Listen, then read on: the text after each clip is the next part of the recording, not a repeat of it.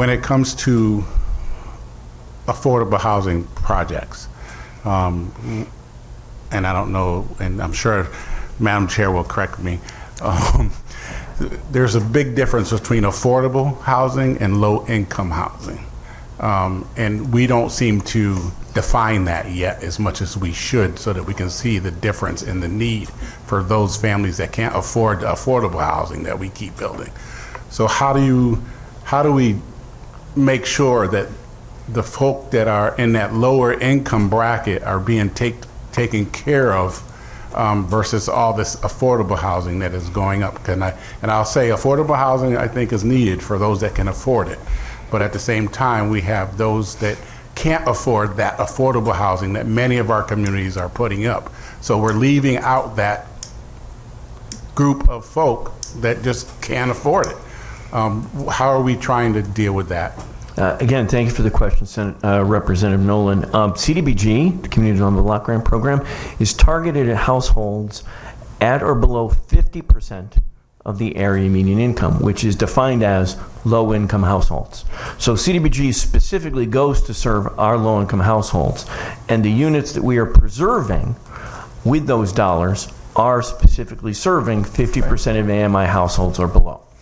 Okay?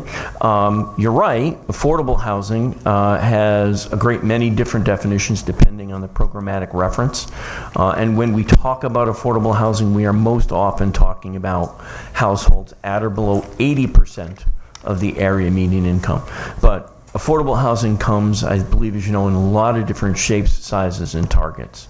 The department's emphasis, in accordance with our consolidated plan and with public statements by both the governor and my commissioner, our focus is on households at 30% of AMI below and 50% of AMI and below. That doesn't mean we aren't going to provide assistance for units that serve 60, 80, and in some cases even 100% of area median income, particularly when we start to talk about affordable home ownership opportunities.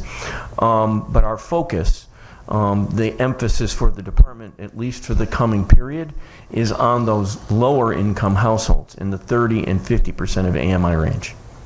Great to hear. Thank you. Thank you, Representative. Thank you, Madam Chair. Are there any other comments or questions? Yes. Representative Walker. Sorry, I want to follow up where Representative Nolan was going. Sir, could you explain that in dollars? I don't want 80% of AMI. I don't want. I want to know what is affordable housing dollar-wise in the state of Connecticut. So the affordable housing dollars, Tony, Representative Walker, are determined by each area community. They're not determined by that's why I've always asked for a definition of affordable housing. We have never done a definition, and we don't have a statewide definition. So Greenwich has one standard, Marlborough has another standard, Norwich has another standard. So if you're talking about what Representative Nolan was talking about, the low income, Yep. That's an actual standard. So if you could give us the low income, not the affordable housing, but the low income, I think that's what Representative Walker would like to have the dollar amount on. That's because when we get into that same bind when we talk about federal poverty level. Correct. I want to know so that people all are on the same vein, and I won't ask any more questions if I just get this one done. Promise. Thank you, Senator. Representative, excuse me. It's a hard question to answer in terms of one number. I can tell you what the statewide area median income for an average household of 4. That's $124,600. Okay, so that number can then be extrapolated down again on a statewide level. If you take 80% of that number, 124,600, that's about times 0.8, and we're looking at an average household earning $99,680. Okay, that's for someone in the 80% of area median income range. If we go down farther, we go to the 50%. That means an average household earning $62,000 $300 for an average family of 4. That gets adjusted down depending on, or up, depending on household size. So the more people in the household, the higher that number goes. The fewer people in the household, the lower that number goes. And the adjustment is generally down 10% per person under 4 and up 8% for every household member over the number of 4. Okay? So again, if we're talking about low-income housing, serving households at 50% of the area median income, an average family of 4 small housing. would earn no more than $62,300.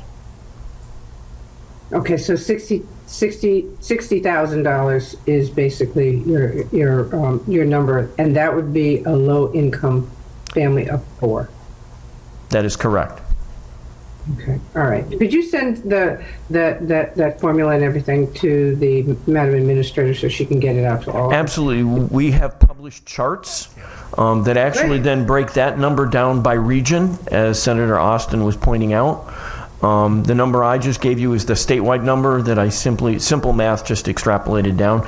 But each region of the state has its own area median income, and those numbers get adjusted depending on the specifics. So area median income in Fairfield County is significantly higher than the state average, just as area median income in the Willimantic area is much lower than the state median income. But we'll be happy to send that chart along. And just to also follow up with how many families does that actually accommodate with those numbers? You don't have to tell me now. Understood. Because I'm going to get yelled at. Thank you, ma'am. You all are going to get yelled at because none of you are talking about the CDBG allocation plan that we have in front of us that we are voting on, but Representative Nolan for the third time. Thank you, Madam Chair.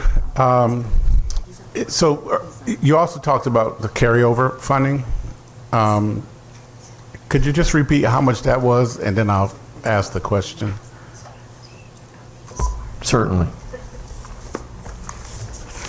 Okay. So on the OFA report, I believe it's found on page 3. Okay.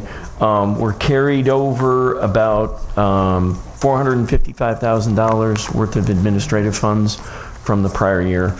And we carried over program dollars. It's not on that chart. Hold on. We carried over about $8 million from prior year authorizations or program income and reallocations. Okay. Of that, however, I want to be clear, we got about $3 million, which was originally awarded to the state under what was the Neighborhood Stabilization Program, NSP. So that $3 million got either respent or repaid through the national, to the Neighborhood Stabilization Program. HUD is allowing us, since the Neighborhood Stabilization Program has ended, to reprogram those dollars and put them into our CDBG program. So of that $8 million rollover, about $3 million of it is actually new money to the CDBG program, but it's rollover or reallocation dollars because it came from NSP. So is there any way, that's a considerable amount of money to be, even the 400,000 from just that 1 year is a considerable amount of money. Is there not any way that you can reach out to communities to see if there's a need to further that funding in a project that might be going on or that can help a project go on? Because having that money carry over means less housing or less opportunity for us to fill that void that is needed. So I'm just hoping that there could be a push to take that extra effort to really reach out and contact people that might have projects that could need even that goes past that deadline. Thank you, Representative. I'm going to let my partner Miguel talk a little bit about prevailing wage and BABA. Miguel. Through the chair to the representative, my apologies. I'm fiscally conservative, but I too grew up in public housing, and I would love to do more projects. Unfortunately, being conservative and trying to be a good financial steward, over the last 5 years, we've had to take into consideration material cost increases due to COVID delays. Subsequently, in the last 2 years, we've seen dramatic increases in various trades going 200 to 300% on the state prevailing wage. Many of the projects that you see, if not all, are being leveraged with state bond dollars. So these projects of $2 to $3 million are actually projects of $8 to $10 million in the whole scheme.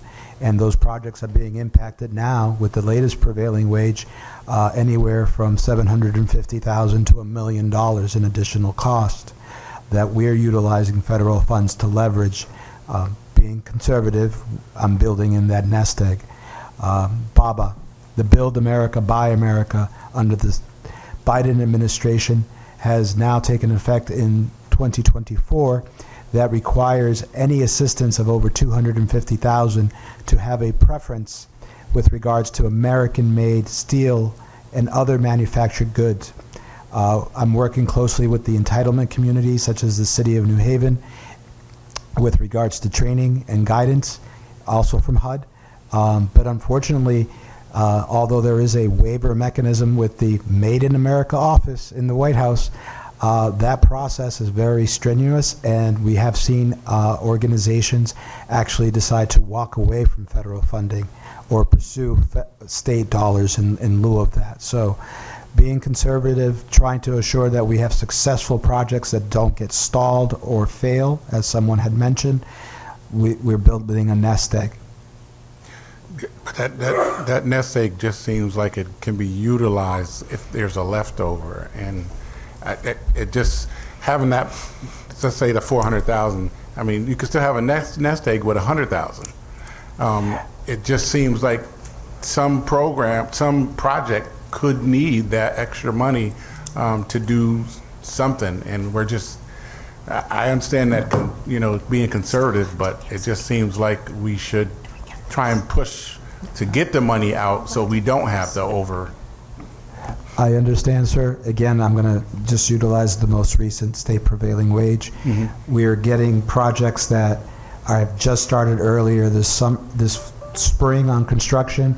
The state prevailing wage increase is reflecting close to $750,000 to $900,000 just on one project. Okay. So that's a lot. that is a lot more than we were anticipating. Solutions are in your hands as legislators with regards to moving forward. All right. Thank you. Thank you, Madam Chair.